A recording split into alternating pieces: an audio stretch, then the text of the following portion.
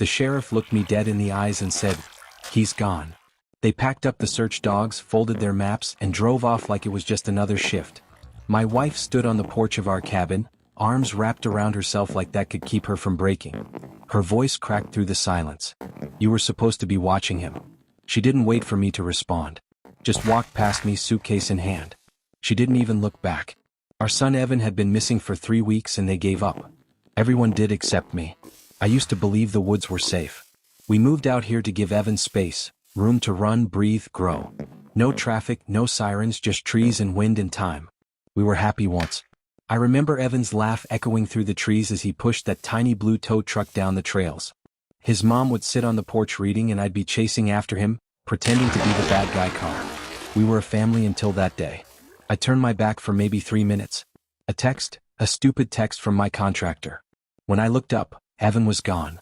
The woods didn't answer when I screamed his name. No footprints, no torn clothing, no signs of struggle. Just gone. Sheriff said animals drag kids off all the time. That statistically he wouldn't have survived the first night.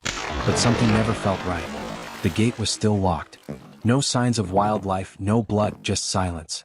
And my wife Rachel, she pulled away from me day by day. Grief turned to blame. Blame turned to contempt. Then she left.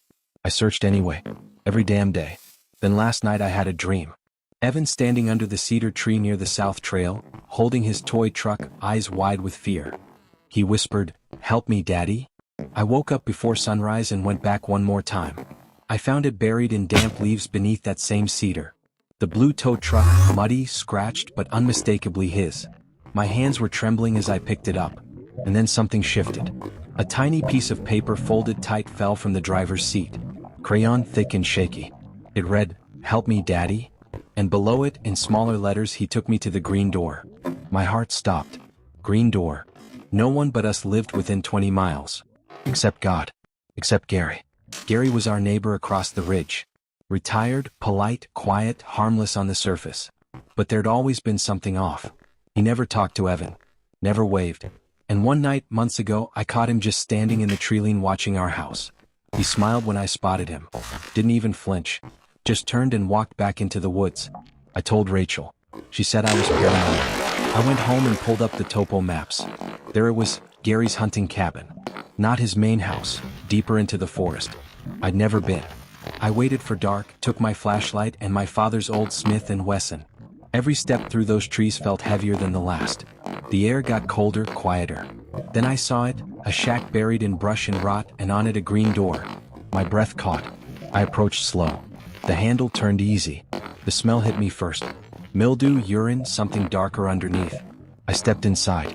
The flashlight beam cut through dust and cobwebs. And then it landed on a child's shoe. Evan's shoe. My knees buckled. I pressed forward room by room. No sign of him but drawings. Dozens. Crayons on old wallpaper.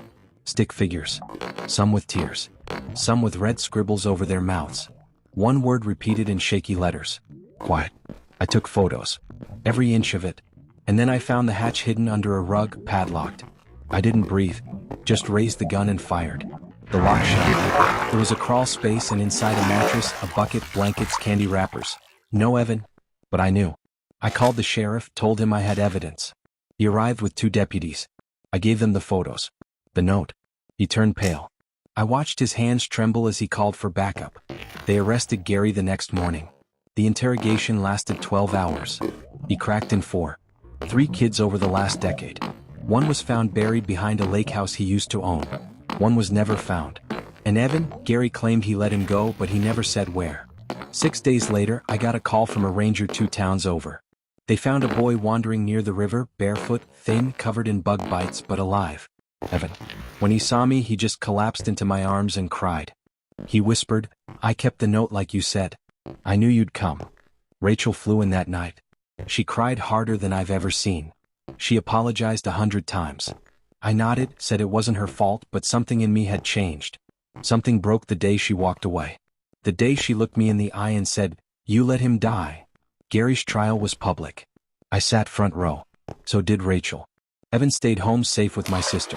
Gary never once looked at me. Not until the verdict. Guilty on all counts. He's locked away now for good. But that wasn't enough. I waited 6 months. Rachel was trying to come back into our lives. She brought gifts, offered to stay over, pretended none of it happened. One night after Evan fell asleep, she stood in the doorway of the guest room and whispered, "Do you still love me?" I looked at her long and hard and said nothing. Just handed her a folder, photos, the note, everything she never believed. Her hands shook as she flipped through them. "I left you," she said, tears rising. "Yes," I said coldly, and I stayed. She moved out again the next morning. This time I didn't stop her. It's just me and Evan now. We eat breakfast on the porch, listening to the wind in the trees. Sometimes he plays with his truck. Sometimes he just watches the woods. He's healing slowly. And me, I sit with the weight of silence, but I hold no rage anymore. Just a quiet promise. If anyone ever tries to take him again, I won't need a second note.